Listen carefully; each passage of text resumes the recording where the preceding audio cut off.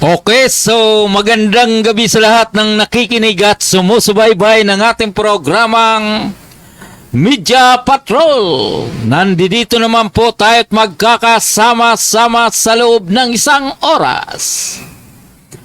Para sa opinyon, talakayan, hinaing ng bayan, tumawag lamang sa 0956-512-2086.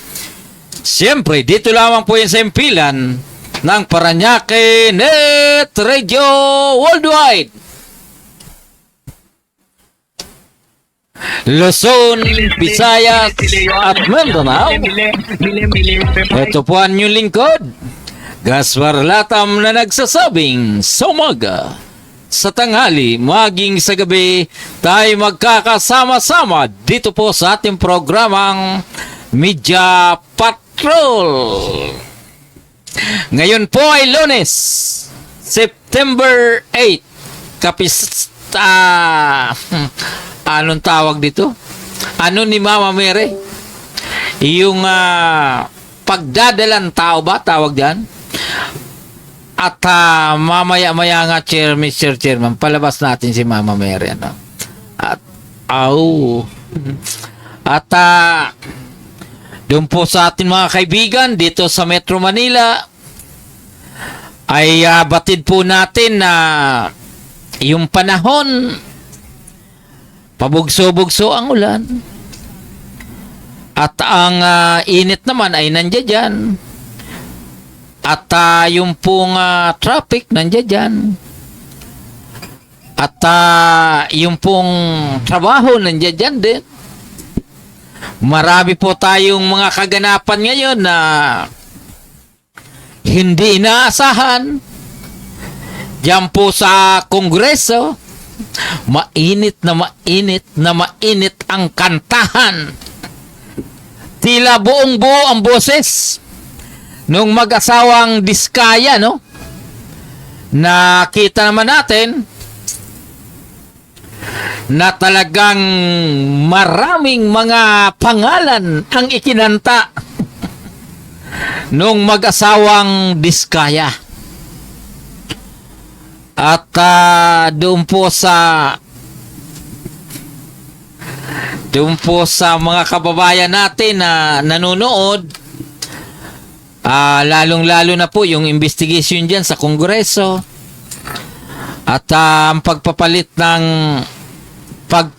ng liderato sa Senado ay tila malaking katanungan kung anong mga pagbabago na naman ang mangyayari diyan sa Senado, samantalang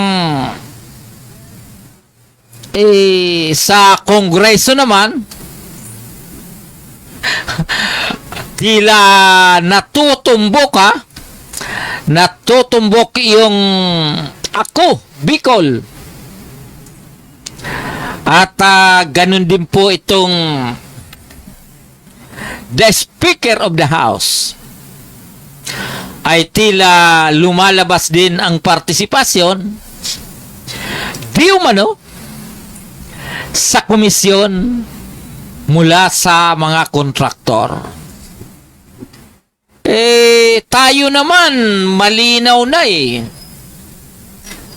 kaya lang sabi nga nila, kailan kayo pinanganak? Mahirap nga naman, ano?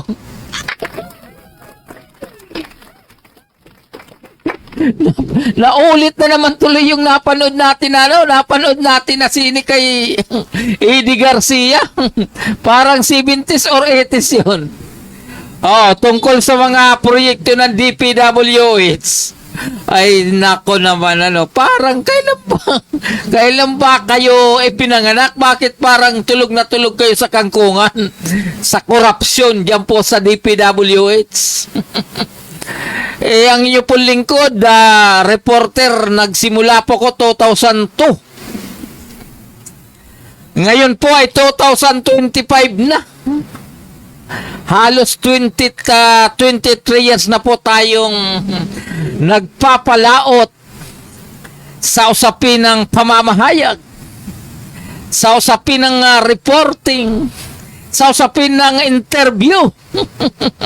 Uy, nako naman. Kaya mabuti na lang ito pong si Justin Trinidad gising na gising sa mga katotohanan diyan po sa lugar ng La Huerta sa usapin ng road clearing program, sa usapin ng Mayor Action Support Group, ay nandiyan dyan ito pong si Justin Trinidad. At siyempre, ito pong kasamang si Victor Saludades ay nasa online din. Regards ko po kayo. Ito pong si Victor Saludades dyan po sa lugar ng Masbel, dyan sa Barangay P.E. Homes. At ganun din, bago tayo magpatuloy, pihit-pihit muna tayo. Dahil kapag tayo ay umarangkada, baka tayo ay may masagasaan na naman.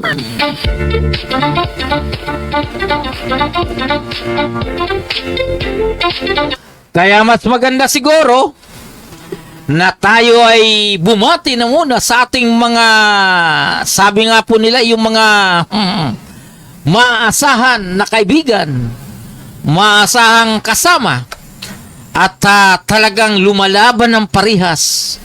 Ito pong ating kaibigan na si Paring Noli Clopino Ferrer ng Public Information Office.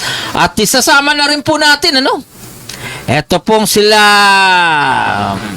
Jan Harold Padilla. Ito pong si Ramil Obra. At ang kanyang mga kasamang masisipag diyan po sa City Government of Parañaque. Palakpakan po natin. At kanina po pala, nang tayo po ay pumunta diyan po sa Parañaque City, ay sinagawa po ng Parañaque Anti-Drug Abuse Office and Holding Diagnostic Center yung pong tinatawag na third quarterly meeting. Di ba, Mr. Chair, may mga photos tayo dyan, At isinagawa diyan po sa 9th floor ng People's Hall, diyan po sa lungsod ng Parañaque, na ito po ay pinangunahan ng Parañaque Anti-Drug Abuse Office sa ilalim po ng pamumuno. Pwede bang i-pull mo yan at hindi na ako makita? Sa pamumuno ni Mr. Christian Buhay. Siyempre po yung council naman ay pinangunahan ng ating butihing Mayor Edwin Olivares. Kasama po itong ating kasalukuyang City Administrator na ito pong si Attorney Fernando Ding Soriano. At siyempre ito po ay komposisyon ng iba't ibang stakeholders sa panguna po ng ating Parañaque Police, PNP, sa ilalim po ng pamumuno ni Police Colonel Nicolas Pino naman, kasama po ang kanyang police captain na chief ng Station Drugs Enforcement Unit or SDU, na ito pong si Police Captain Alois Gasingan. And of course naman, kasama po yung City DILG sa panguna po ni City Director Jan Bisca, at kasama rin po yung sa usapin ng Justice Department naman na ito pong si Fiscal Jansen Rodriguez at yung pong buong pamunuan ng Barangay Anti-Drug Abuse Council sa 16 na barangay ng lungsod ng Parañaque, from Baclaran, Tambo, Dungalo, La Huerta, at dito po sa San Dionisio, ganun din po dito sa lugar ng San Isidro, sa panguna po ni Kagawad Renato de la Cruz, at dito rin po sa Barangay San Antonio, sa Barangay BF, Barangay Marcelo Green, Barangay San Martin de Porres, Barangay Don Bosco, sa panguna ng ating butihing kapitan na ito pong si Punong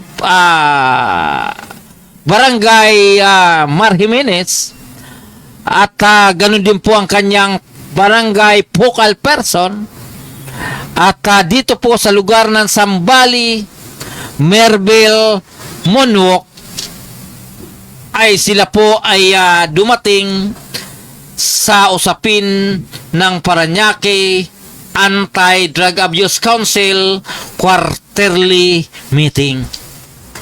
At napakaganda po ang naging resulta nung pag-uusap, dahil una, nagbigay po ng ulat ang pamunuan ng PADAW sa panguna po ni Mr. Christian Buhay upang higit na mapalakas ang kampanya laban po sa usapin ng ipinagbabawal na droga dito po sa lungsod ng Parañaque. Batay po sa ulat ng butihing officer in charge mula po sa usapin ng Community Based Rehabilitation Program or CBDRP sa 16 na barangay ng lungsod, ganun din po sa usapin ng validation monthly, sa usapin po nung tinatawag na color coding, na kung saan ito po ay komposisyon ng iba't ibang kulay doon po sa sinasabing person with use of drugs, kung anong level sila po ay nakalaan o nakalagay mula po sa PDEA Barangay Drug Watch List, na ito po ay galing sa PDEA, ibinaba po sa local government unit down to barangay level. Ito po ay napag-usapan ng lungsod ng Parañaque ay tuloy-tuloy na isinasagawa ang nabanggit na programa para sa ating mga person with use of drugs. However, sa kasalukuyan ay nagkakaroon po ng usapin tungkol po doon sa tinatawag na poser na nakatala doon po sa PDEA Drug Watch List, na kung saan ito po ay kailangan na pong hanapin, alamin kung ano ang mga katayuan ng mga ito, dahil sa mandato pa rin po ng tinatawag na Republic Act 9165 sa ilalim po ng Dangerous Drugs of 2000 na ang mga drug poser dapat may pasok sa balay silangan. Opo, kaya lang dahil nga po tinatawag na drug poser ay ito po ay may kabigatan. Doon po sa ating mga kababayan naman, gusto po natin ipaalam na ang 16 na barangay ng lungsod ay nagkabit na nung tinatawag na barangay drug cleared o barangay drug cleared na ipinagkaloob mula po sa iba't ibang ahensya ng ating gobyerno, katulad po ng City Department of Health, DILG, Philippine Drug Enforcement Agency or PDEA, Philippine National Police.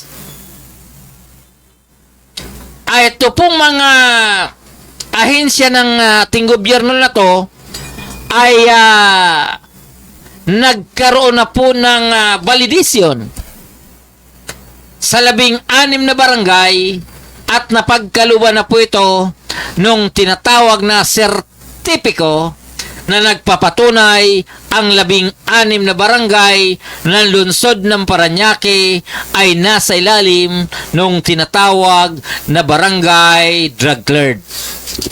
Pero dahil nga po sa pagpapatuloy nung tinatawag na programa ng ating gobyerno, dapat ang barangay ay mananatili lamang na magiging drug cleared ito kapag ipinagpatuloy ang mga programa batay na rin po sa nakasaad sa ating Republic Act 9165 na kung saan ito po ay sa usapin ng drug clearing program, dapat tuloy-tuloy po ito na maisagawa ng bawat barangay.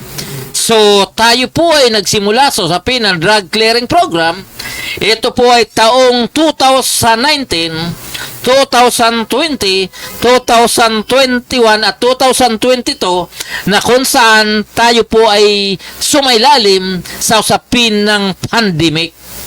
Kaya po nagkaroon ng konting delay, pero ang programa ng City Government of Parañaque ay tuloy-tuloy na isinasagawa. 2003, 2024, the 16 barangay of the City of Parañaque ay naisagawa ang dapat isagawa, kaya po ito na iproklama na barangay drug cleared. Bagamat nagkaroon po ng konting problema na delay yung isang barangay, pero po ito ay sa kasalukuyan ay pumasa na rin po sa usapin ng deliberation, kaya po ang 16 barangay ay na-drug cleared. Pero nang magkaroon ng validation this year 2025 ay may naiwan na mga barangay na sa kasalukuyan ay binigyan ng compliance ng PDEA para muli silang magkampit ng panibagong certification na nagpapatunay na sila po ay validated na hanggang ngayon ay drug cleared pa rin. Yung pong iba, more or less, pagkakalam ko yun na nagkaroon po ng renewal ng drug cleared barangay ay tila 5 lamang. The rest ay tila hindi po nakahabol.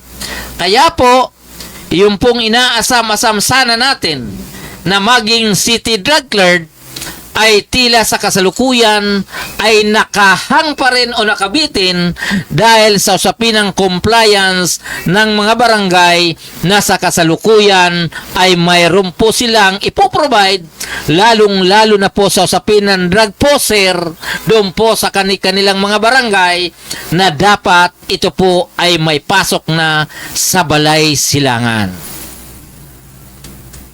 Uy, may nawala. Diba? Okay, so doon po sa atin mga kaibigan, ang oras po natin ay ganap ng alas 8:14 ng gabi at tayo po ay magbibigay muna ng isang maiksing patalastas. Mr. Chairman Patalastas, Net Radio.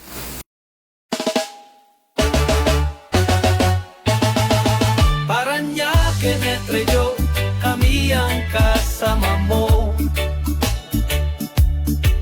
Hatid ay saya't kwento sa bawat panin ng mundo. Kasama si Gaspar Latam, tagapagbalitang tapat. Laging nasa ere, serbisyo ay sapat. Parañaque Net Radio Worldwide, boses ng bayan, boses ng mundo. At kasama si Gaspar Latam, laging handang magatid ng totoo sa himpapawid. Boses ay malinaw, balita't musika sa puso'y dumadlaw.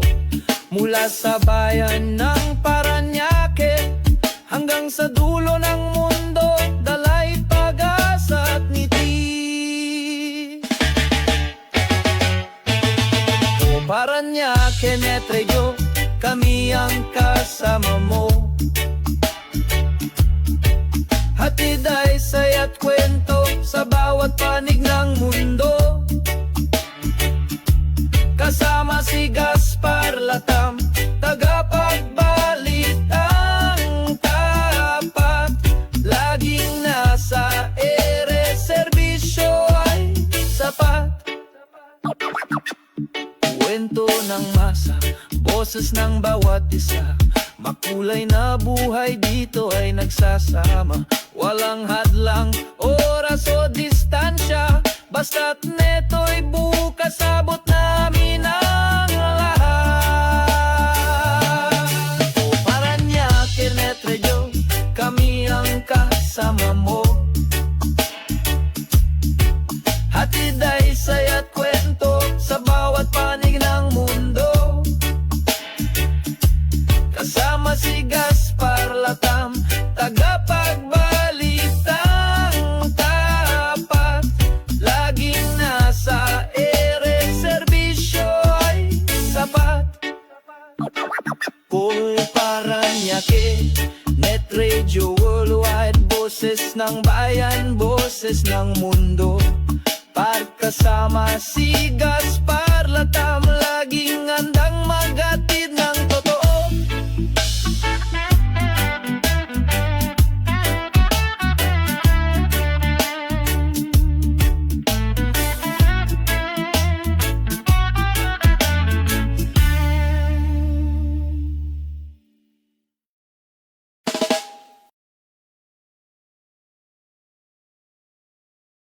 Ayan, tapos na, no? Okay, so so kanina tinalakay po yung iba't ibang isyu tungkol po sa Barangay Drug Clearing Program at bawat isa po ay nagkaroon ng report mula po sa pamunuan ng PADAW, sa panguna po ni Mr. Christian Buhay, sa usapin ng CSWDD, sa panguna ni Alice Giwan, sa Paranaque Police, sa panguna po ni Police Captain Gasingan, at ganun din po, ito po ay sinimulan ang quarterly meeting sa panguna po ng ating butihing Mayor Edwin L. Olivares. So, naging mainit ang talakayan pagdating po doon sa usapin ng Balay Silangan.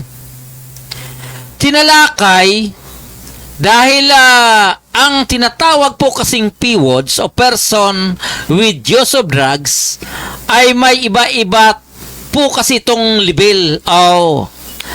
At yung iba ay napupunta po sa rehabilitation program at ang iba naman po ay napupunta doon sa tinatawag na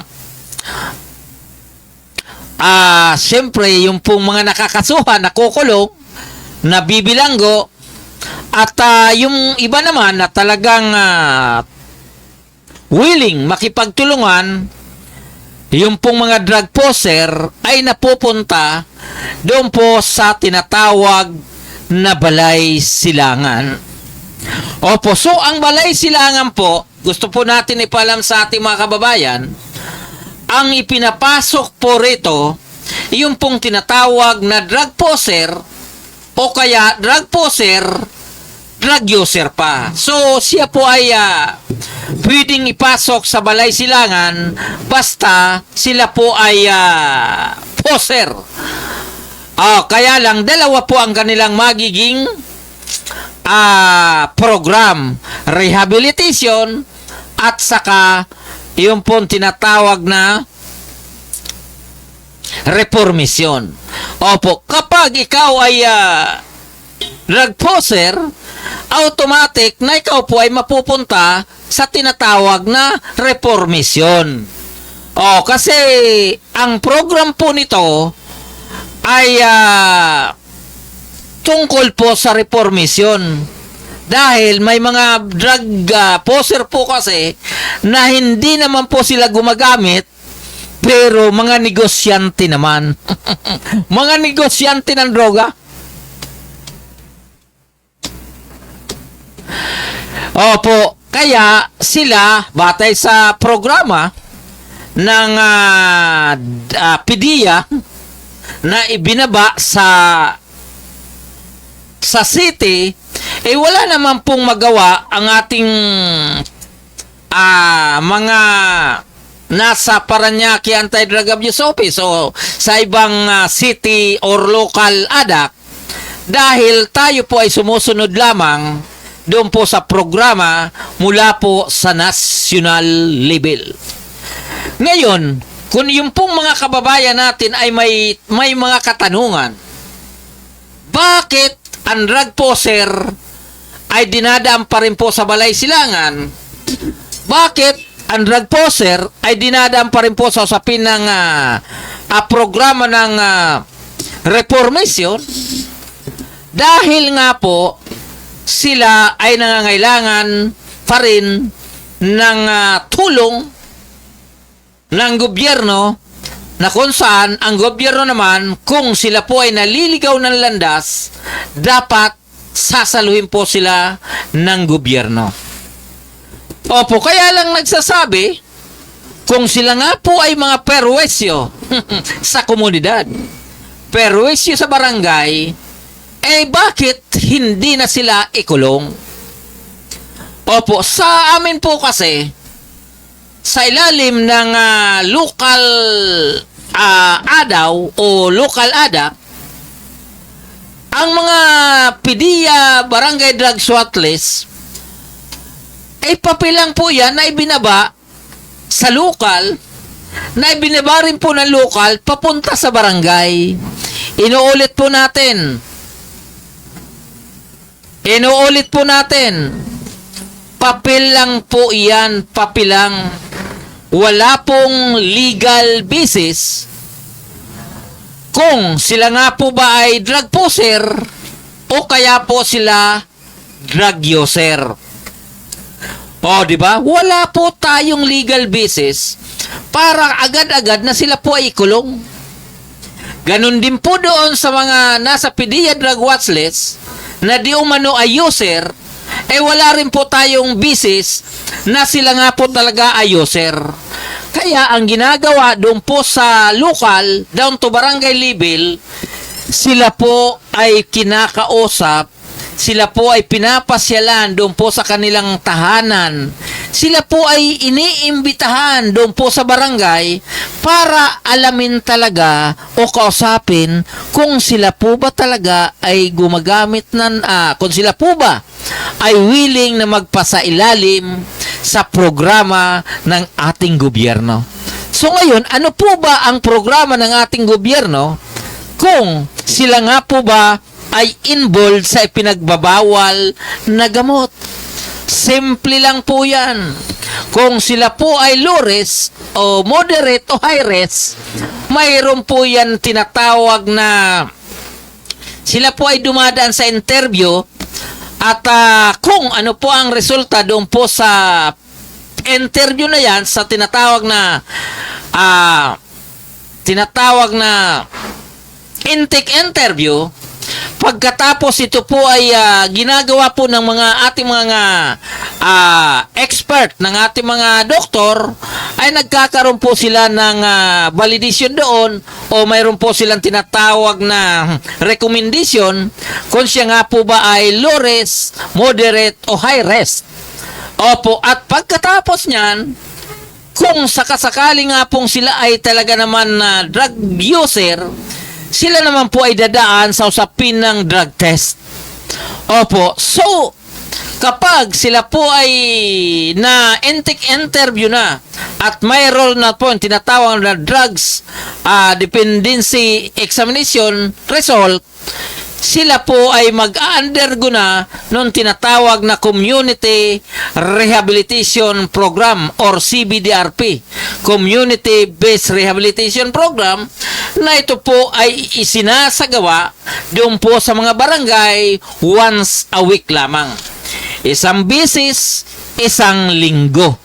Opo, at alam niyo po ba na ito po ay ang programang ito ay umaabot po na more or less 3 buwan dahil may 12 session plus 3 session pa, kaya more or less aabot nga po ito ng 4 na buwan na sinasagawa sa barangay level. Iyon po ang procedure doon po sa mga kababayan natin na nakikipagtulungan para sa programa ng ating gobyerno. So, kung ito po ay umaabot ng more or less 4 months para po sila tulungan na maibalik ang kanilang pagkatao, maibalik ang kanilang tinatawag na maibalik sila sa komunidad ang kanilang pakikihalubilo, maibalik sa komunidad ang kanilang pagkatao ay hindi husgahan sa komunidad. So nandoon po yung tinatawag na CBDRP or Community Based Rehabilitation Program sa bawat barangay. Ito po ay programa po ito ng national level, ibinaba po sa lokal at ito po ay sinasagawa sa barangay level. Opo, so ganun po ang proseso. Kaya po hindi madali na ang isang nalulung o nabiktima ng masamang bisyo ay hindi madali ang prosesong isinasagawa para tulungan sila. So yun po ang malinaw. Kaya po doon sa mga nagmamalasakit, doon po sa barangay level, sa city level, at iba pang ahensya ng ating gobyerno na tuloy-tuloy na nagsusumikap para matulungan yung po mga biktima ng droga, sana wag po kayo magsawa dahil ang droga sa ating komunidad ay tila parang salot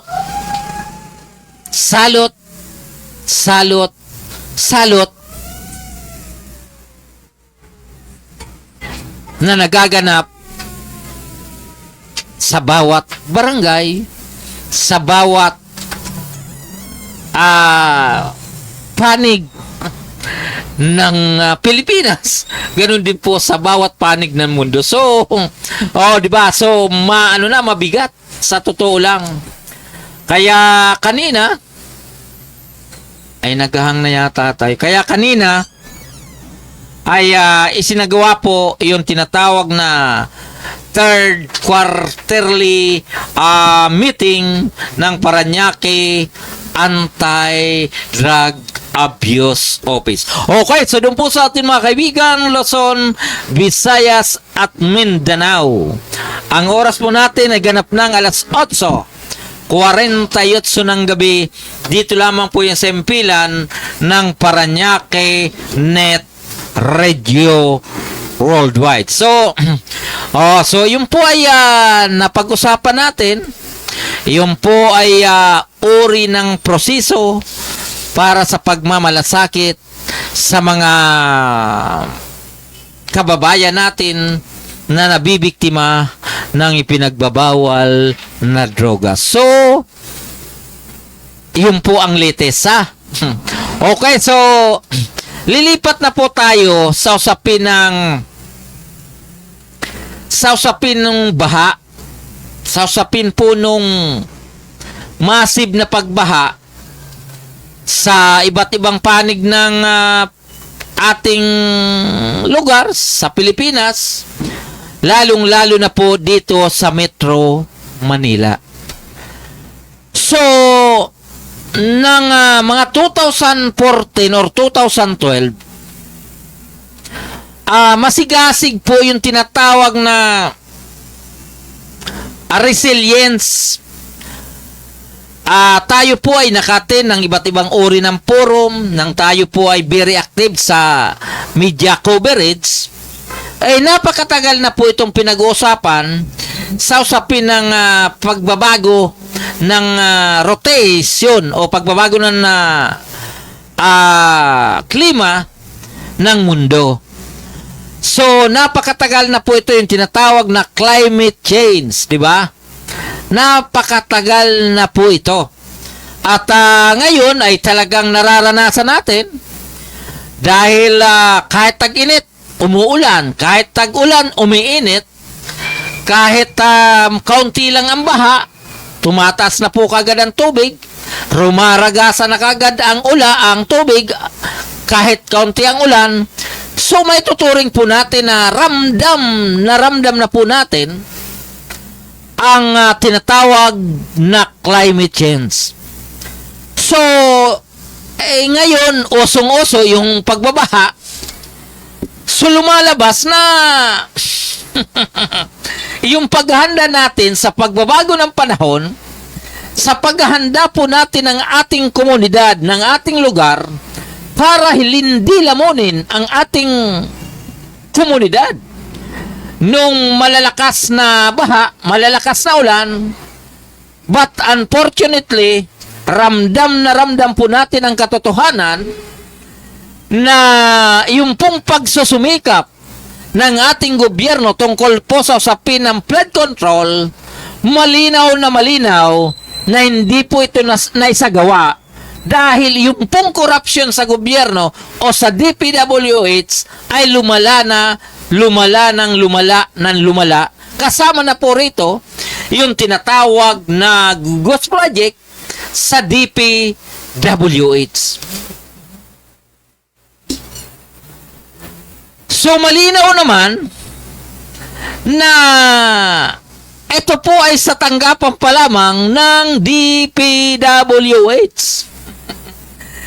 Sa tanggapan pa lang po ng DPWH, at ito po ay nakaangkla lamang sa usapin ng flood control.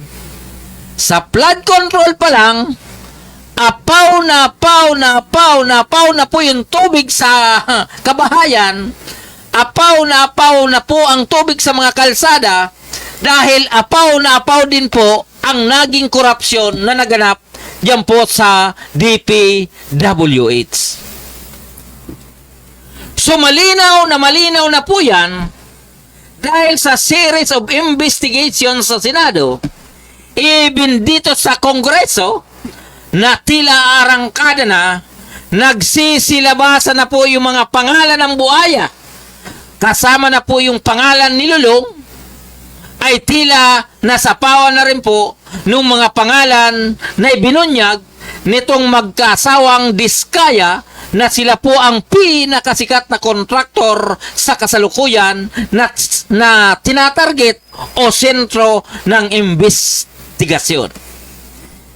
So hindi ko po binabanggit ang mga pangalan na isiniwalat na nitong mag-asawang Diskaya, dahil sabi nga po nila kapag binanggit mo na wala ka naman sapat na ebidensya, baka maging kasangkapan ka ng fake news.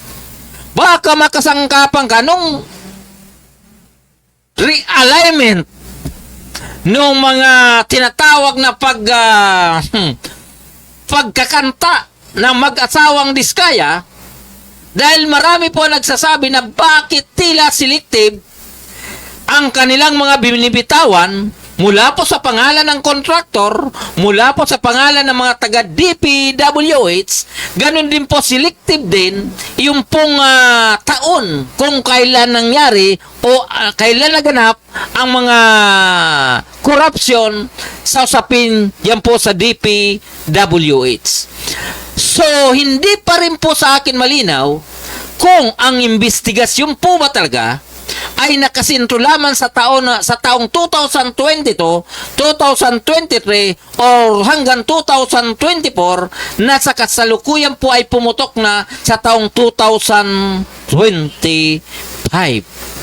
So ang akin lamang is kung ang mga diskaya ay pumasok ng 2016 sa usapin ng bidding, sa usapin ng pangungontrata sa DPWH, bakit hindi nyo na po simula ng 2016, 2017, 2018, 2019, 2021 hanggang 2022 para yung pagkakanta ng mga diskaya ay tuluyan na pong maging first ano pa ang tawag dito? Sila po ay yung manalo sa usapin ng kantahan diyan po sa Senado. Kasi kung kayo po ay kakanta lamang na nagsimula sa kalahati, halimbawa katulad ko, magaling akong kumanta ng "Di ko kayang tanggapin." Saan ba ko nagsimula? Sa gitna o sa una? Gerard, saan ba ako nagsimula? "Di ko kayang tanggapin ang isiniwalat mo sa akin na ako ay di umano tumanggap ng komisyon. Kaya anong nangyari? Yung iba, hindi masyado satisfied doon po sa tono ng kanta ni Diskaya. Hindi po masyado. Kaya lang, wag naman natin bibiglain. Kasi sa totoo lang naman tao lang naman yan, mga Diskaya na yan. Tao lang naman yan Isipin mo, sikat na sikat sila. Mayaman na mayaman, tahimik naman ang buhay. Pero nang pumasok sa politika, nagkandawindang-windang sa isang iglap, sila po ay naging masalimuot ang sitwasyon. Marami nga po nagsasabi na yung po bang pagkakanta nila, ito po ba ay solusyon ng kanilang problema o kaya ito ba ay sandalan ng kanilang problema o kaya ito po bang pagkakanta nila baka ito ay tuluyang humatak sa kanila papunta sa kumunoy. Dahil yung pong kanilang mga pinangalanan, sa hindi po natin alam ang bottom line, hindi natin alam kung anong mga ebidensya ang kanilang hawak tungkol po sa mga pangalan na kanilang ibinulgar, so mahirap din. Di ba? Kasi sabi nga po sa kaso sa husgado, kung mahina ang iyong ebidensya, ang kaso ay dismiss. Di ba? Sa dami na yan. Ayaw pa natin banggitin dahil baka sabihin nila, ay fake news yan fake news. Kaya lang galing na nga po sa tao. Kaya lang yung validisyon naman ng mga pangalan na binuska nila, wala pa naman po silang nilalabas na ebidensya laban doon po sa mga pinagbibintangan. Di ba? Aba, may request. Ito sabi ni Reglo, marami pa yan. Tinatawag na tonto whistleblower. Sel na for criminal liable for sabi ni itong si Rico wala Arreglo, couple Diskaya tonto whistleblower, sel for the criminal liable. Oh, ito pong si Rico Wala-Wala Ariglo. Alam nyo, maraming alam niyan sa batas. Oh, kaya lang, kahit marami kang alam sa batas, kapag ikaw ay pawala-wala, eh malamang pagdating sa dulo, ang tawag dito, yung essence of the case, baka mawala rin pagdating sa dulo. At ayun sabi ni, sino ba ito?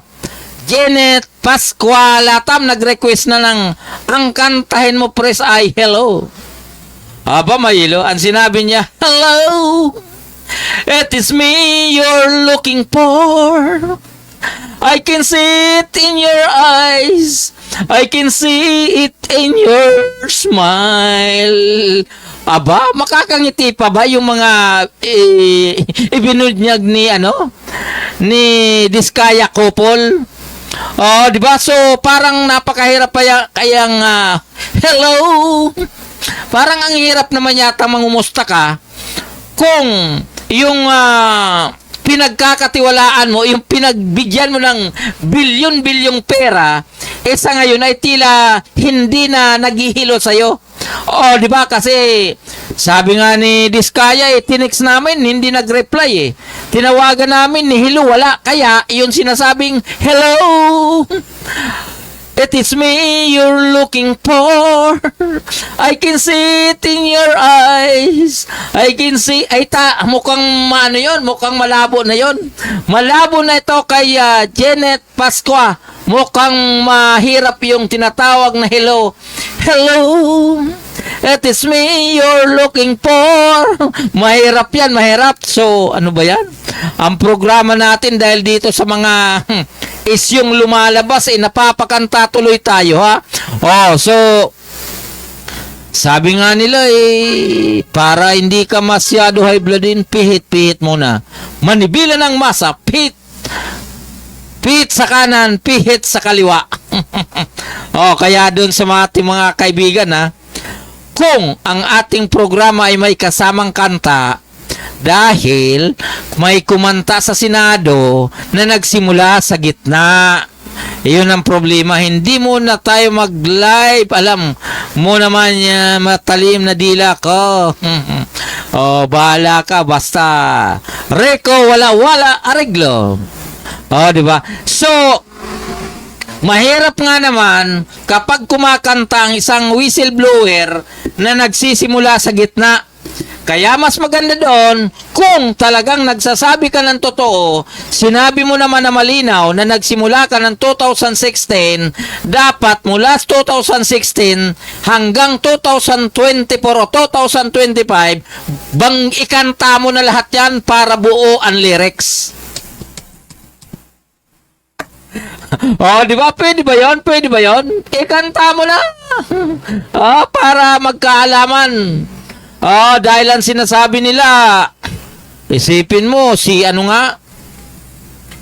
Garrett Tibis nga, nag-iisa lang na congressman nagkakanda hirap-hirap ang gobyerno para mahuli, para maipasok sa kulungan. Yung isa nga pong magandang lalaki, yung yung tinatawag na NBP, National Believed Prison Director na si General Bantag, hanggang ngayon hindi nga po mahuli-huli. Napakarami yung binanggit na pangalan nitong pamilya Diskaya. So, titingnan po natin kung ano ang magiging outcome ng investigasyon. Lalong-lalo na po yung ibinulgar ng wawaw. Wow. Oh, isipin mo, contractor, walang kalam-alam, only 2.8% ang binibigay sa kanila. Oh, di ba? Kung sa bagay, 2.8%, pag 100,000, magkano? 2,800,000 lang mapupunta sa kanila. Masyado naman maliit, yung mga ginamit ng mga officer ng DPWH diyan po sa lalawigan ng Bulacan. Parang masyado naman maliit 'yon, ha. Oh, mahirap dito. Yung pong kanta nung mga DPWH naman, engineer, hindi ko alam kung Anong klaseng tugtog ito eh? Anong klaseng kanta? Yan ba ay medley? Iyon ba ay cha-cha? Iyon ba ay anong tawag doon? Cha-cha, yung ba ay kuratsa? Yung ba ay yung ba ay sweet? Actually, wala tayo masyadong alam sa uri ng kanta kasi ang inyong lingkod hindi po masyadong marunong kumanta. Yun po ang totoo. Ang sabi nitong si Rico, wala arreglo. Flood control, Kamiling Tarlac, napakatibay at tibay at mayor na silip ko last week po. Maayos ba? Mukhang okay itong si mukhang itong mayor ng Tarlac binibida ni Rico. Kaya matindi ito. Mukhang maganda ang PR nito dyan, Rico, mukhang nasisilip yung gandang paggawaan dyan sa Kamiling, yung flood control. Sana all. Hindi katulad dito sa Bulacan, napakalapit. Pagkatapos, may mga ghost project pala, no? Malapit lang po ang Bulacan dito, baka magtanong kayo na sabihin nyo malapit ang malayo ang Bulacan. Napakalapit. Paano na lang po yung mga nasa Visayas region o kaya sa Mindanao yung mga mga proyekto ng DPWH? Di ba? Marami rin daw pong congressman na malaki-laki rin po ang napunta na sa kanila. So, dapat kung sakasakaling ang investigasyon ay nakasentro dito sa Central Luzon at ganoon din po sa Metro Manila, sana after several weeks or month, kayo naman po ay makapunta doon sa malalayong lalawigan katulad po ng Visayas region at ganoon din po sa lugar ng Mindanao. Di ba? So, malinaw naman na ang bagong DPWH Secretary na ito pong si Vince Dizon, talagang napakalakas, napakataas ang tiwala ng ating kasalukuyang Presidente Pangulong Ferdinand Marcos Jr. dito po kay Secretary Vince Dizon dahil di umano sa taglay nitong prinsipyo, dignidad at galing sa trabaho. So, yung po ang dabis po dyan. Kaya po sa pamagitan ni Vince Dizon, makikita natin ang mga pagbabago sa loob ng departamento ng DPWH. So, wish ko lang. Di ba ngayon? Nagkaroon naman po ng pagbabago ng pamunuan diyan po sa Senado. Nabanggit na po natin ito pong si Chets Manoy Escudero ay napalitan na po ni Bulaga. Di ba? Napalitan na po ni Senator Tito Soto. So, palagay ko hindi naman na Bulaga si Chis Escudero nang napalitan siya ngayong araw dahil matagal na pong ugong-ugong o matagal na pong naririnig na magkaroon po ng pagbabago ng liderato diyan po sa Senado.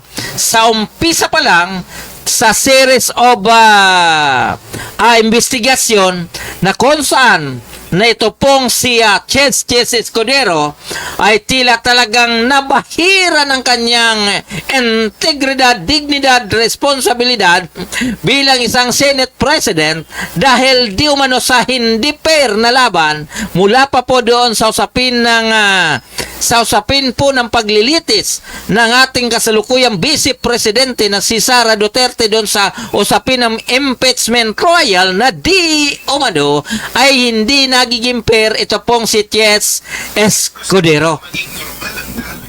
At ang mabigat po rito nang sumabog ang usapin ng investigasyon tungkol po sa usapin ng flood control corruption flood control ay tila sumabit ang pangalan nito pong si Manoy Chess Escudero tungkol po doon sa usapin ng realignment ng 2025 national budget ng ating bansa na di umano may mga insertion doon na hindi malaman na tila mayroon din po si Chess. Yun po ang sabi ha. Dahil yun po ang lumalabas doon po sa mga hulang bulang kristal, ganun din po sa investigasyon na naganap diyan po sa Senado with the expose of Senator, ito pong si Senator Panfilo Lacson with different entity and personality diyan po sa Senado, lalong-lalo na kapag umi-extra ito pong City Mayor ng Baguio City, na ito pong si dating General, na ito pong si General Benjamin Magalong. Di ba? Dahil ang sabi nga solid ang hawak kong ebidensya. Kapag sinabing solid, ibig sabihin, baluktutin nyo naman yan, balibalintungin nyo yan, dahil tuwid at solid ang ebidensyang hawak nito pong si Mayor Benjamin Magalong, malamang mahirap nyong tupin yan kahit sang katuta kayo mag-imbestiga dyan po sa Kongreso, maging dyan po sa Senado. Yun naman po ang katotohanan yan. Ngayon, sa pagbabago ng liderato, nandyan na po si Bulaga Senator Tito Soto. So, malamang wala po tayong ibang magagawa sa ngayon. Abangan po natin ang mga susunod na pagbabago diyan po sa Senado, at alamin din po natin ang mga susunod na magiging kaganapan at investigasyon diyan po sa Senado. Okay, Mr. Chairman, Patalastas Place, Drug Free World International. Mamahalin niya raw ako habang buhay kung hihit-hit kami ng crack. Diyan ka lang! Tumahimik ka! Tahimik! Wala kang kwenta! Isa ka lang! Mahal kita! Tumigil ka sabi! Tama Sinusubukan na! ko tumulong!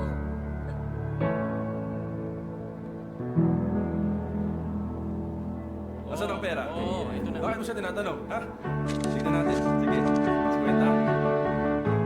Pulis to! Sumuko na kayo! Meron kami warrant! Sumuko na kayo! Clear! Clear! Sumuko ka na! Itaas ang mga kamay at tumarap sa pader!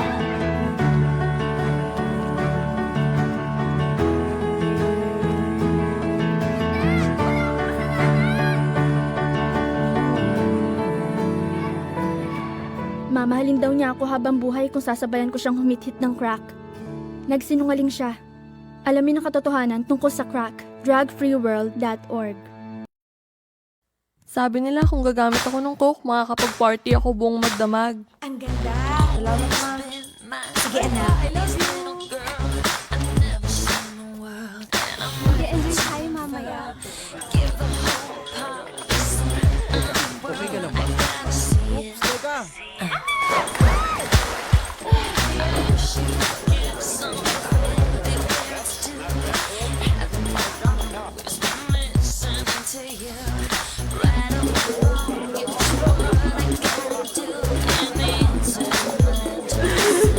na girl, bilis. Buksan mo na to. Ayoko.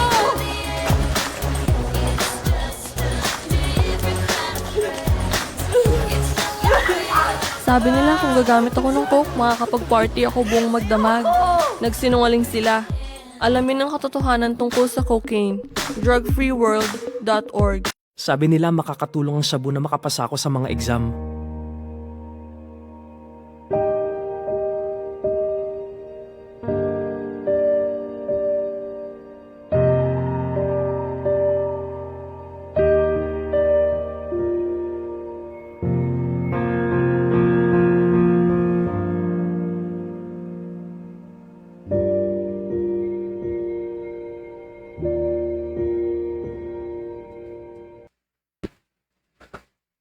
Ayan, doon po sa atin mga kaibigan, Luzon, Visayas at Mindanao.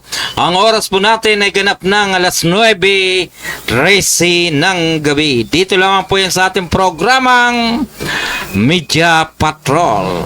Ang sabi nitong si Reco, may isang senador nang gustong isama si Saldico.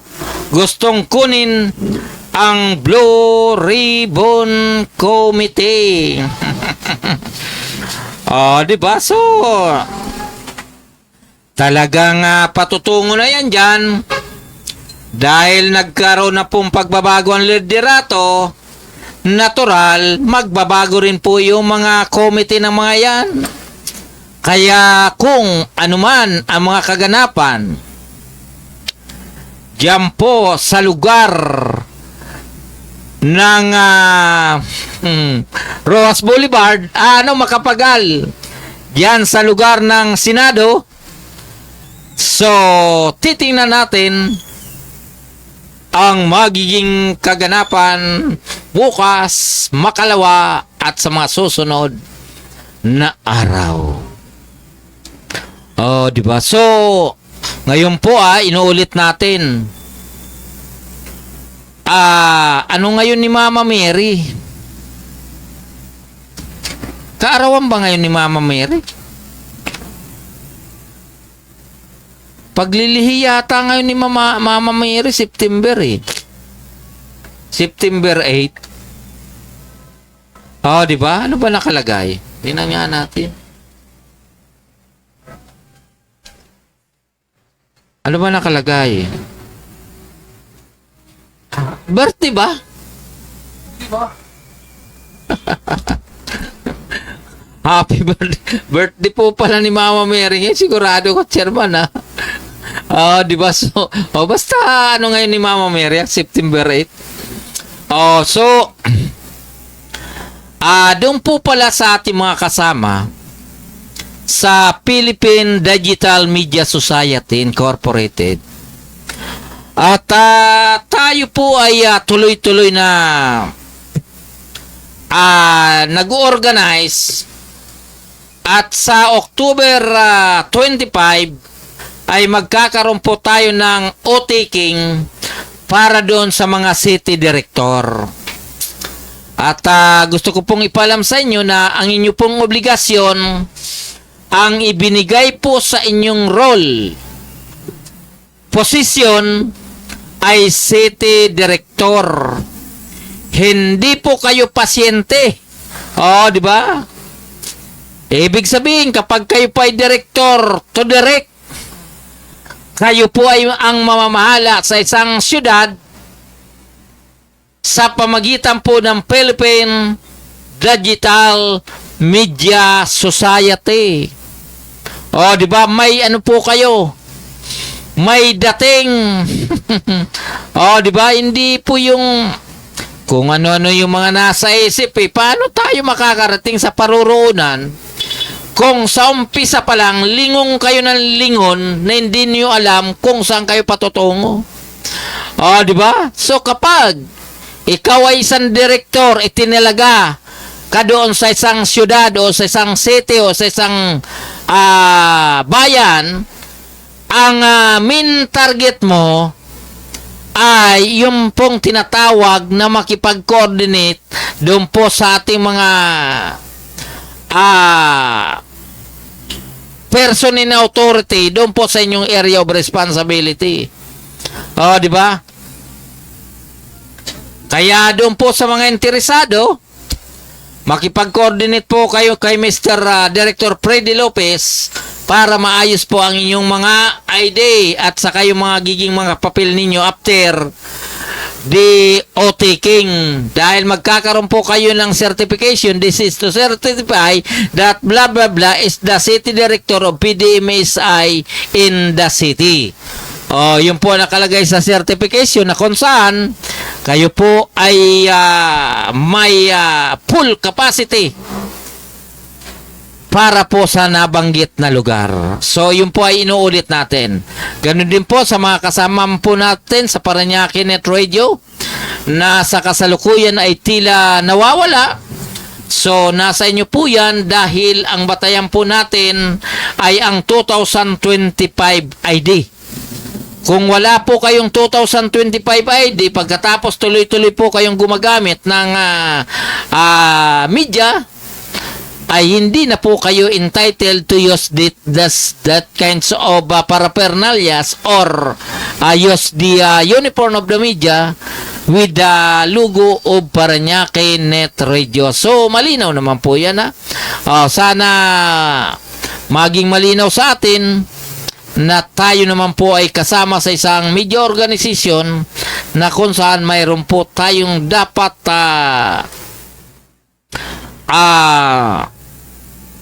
pamantayan na dapat nating pagsumikapan na ito po ay maayos. Okay, doon po sa ating mga kaibigan, Luzon, Visayas at Mindanao. Malapit na po ang ating pagtatapos ng ating programa. Ngayon po ay alas 9:19 na po. At ang sabi naman ni Rico, the Senate now is a joke time playing with Bulaga. Ayan ang sinabi niya. Bulaga daw kasi ito pong si Tito Soto, siyempre, ang kanya talagang showtime naman, diyan naman po siya talaga ay tumagal, ay Bulaga. Okay, so malapit na po tayo magtatapos, ha. Regards po natin ang ating mga kasama sa City Government of Parañaque, and of course, dito po sa 16 na barangay ng lungsod ng Parañaque, at ganoon din po sa ating mga kaibigan dito po sa Metro Manila, and of course, diyan po sa Cavite, Laguna, maging diyan po sa lalawigan ng Quezon, Rizal, at ganoon din po dito sa lalawigan ng Bulacan, maging dito po sa lugar ng Pampanga. At ganoon din po ang ating mga city director sa panguna po diyan sa lugar ng Nabotas, Malabon. Ito pong si Roland Piña, and of course, yan po sa lugar ng Valenzuela, Reden Oro, at ganoon din po sa lugar ng Parvio, Quezon City. Ito pong si Mr. Fred Lopez, and of course, yan po sa lugar ng Pasay City. Ito pong si Ariel Fernandez naman, and of course, yan po sa lugar ng Las Piñas, si John Matondan, maging dito po sa lugar ng Makati, na ito pong si ito po ang ating kasama na si Banson at Director Banson. Ganoon din po diyan po sa lugar ng Mandaluyong, na ito pong si Director Neil Silva, and of course diyan po sa Taguig, ito pong si Director Tin Gonzales naman, at ganoon din po sa lugar ng Maynila, na ito pong si Ed Samaniego Pangilinan. So okay, doon po sa ating mga kaibigan, Luzon, Visayas at Mindanao. Ito po ang inyong lingkod, Gaspar Latam, na nagsasabing sa umaga, sa tanghali, maging sa gabi, tayo magkakasama-sama dito po sa ating programang Media Patrol. Bye-bye! God bless us all! Bye-bye!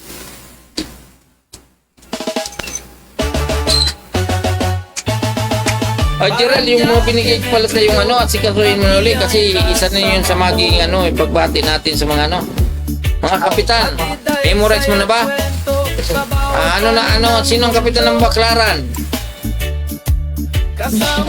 Ayun ang sinasabi ko, nasa listahan mo yun, di ba? Di ba nandyan, dalawa lang ginagamit mong isa pala. Sino ang kapitan ng Baklaran? Tambo. Ikaw ang taga niyan, ibibigay ko sa iyo yun. Parañaque Net Radio Worldwide, boses ng bayan, boses ng mundo. At kasama si Gaspar Latam, laging handang magatid ng totoo sa himpapawid. Boses ay malinaw, balita't musika sa puso'y dumadlaw.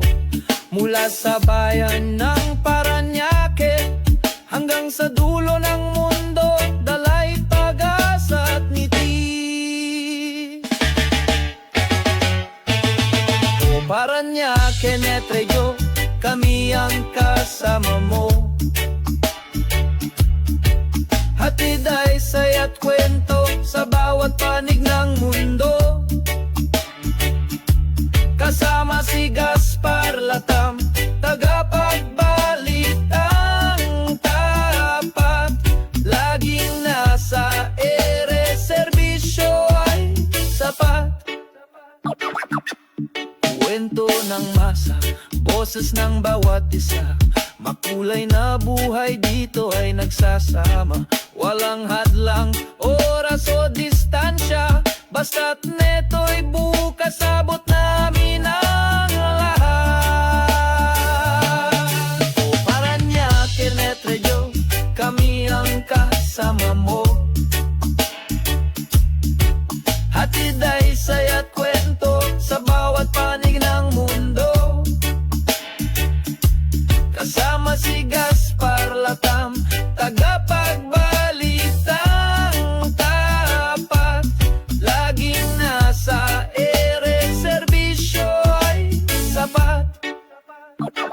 Paul Paranaque, Net Radio Worldwide, boses ng bayan, boses ng mundo.